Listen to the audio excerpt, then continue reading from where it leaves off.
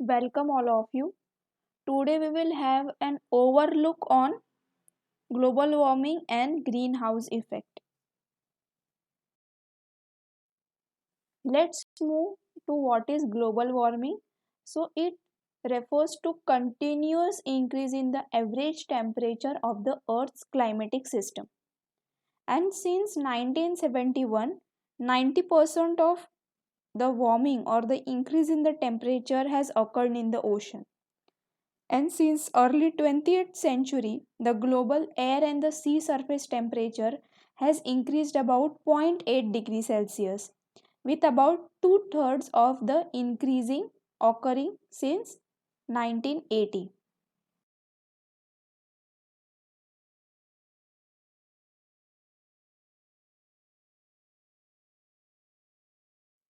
Each of the last three decades has been successively warmer at the Earth's surface than any preceding decade since 1850.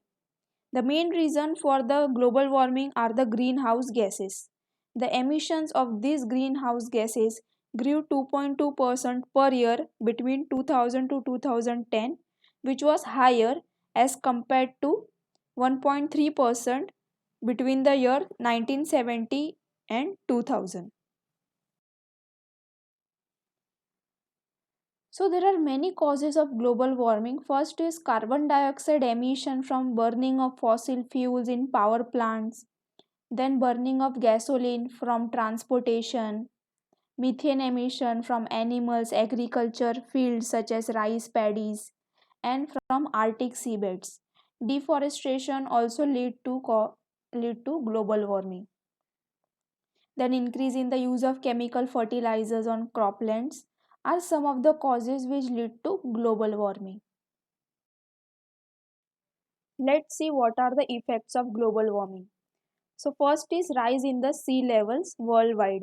As we know, the temperature of earth has increased, so there is melting of ice caps which leads to the increase in the sea level. More killer storms are observed, massive crop failures, then widespread extinction of species especially in the cold region of Antarctica and Arctic, and disappearance of coral reef as they are very sensitive to the temperatures.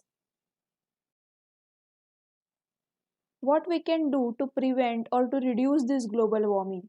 So we can reduce, reuse and recycle different waste, for example plastic, metal, electronic waste. We can use less heat and air conditioning. We can drive less and drive smart, buy energy efficient products, and we can reduce the use of or burning of fossil fuels, use of less hot water, reducing the use of chlorofluorocarbons in different machineries, and opt for the natural or different energy efficient ways. From this, some of the remedies we can reduce down the global warming effect. Then we can use the off switch, plant more trees. We can encourage others to conserve the non renewable resources like fossil fuels, etc. So the global warming is negatively affecting the earth and its occupants. So it is also spreading diseases, warm waters and hurricanes are observed, drought and heat waves, and economic consequences also occurs. Let's talk about greenhouse gases.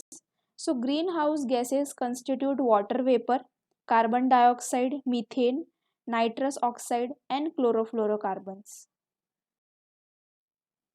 The main causes or the sources of release of these greenhouse gases are: first is deforestation.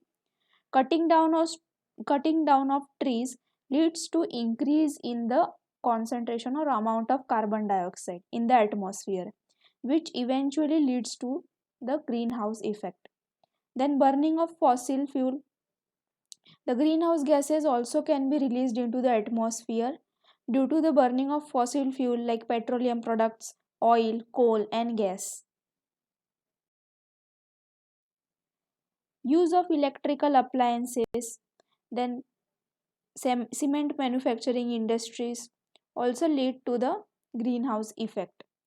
Population growth ultimately increases the need of settlement, industries, different projects, dams, which leads to deforestation and other activities, which leads to the release of greenhouse gases and which results in global warming. So the remedies we can follow to reduce down the emission of greenhouse gases are recycle, reuse, reduce. So you can recycle your paper, beverage containers, milk jugs, tin cans so that they can be used to make or formulate new materials. We have to minimize the use of natural resources. We can use carpool or find another way to travel like public transport in order to preserve or minimize the use of natural resources.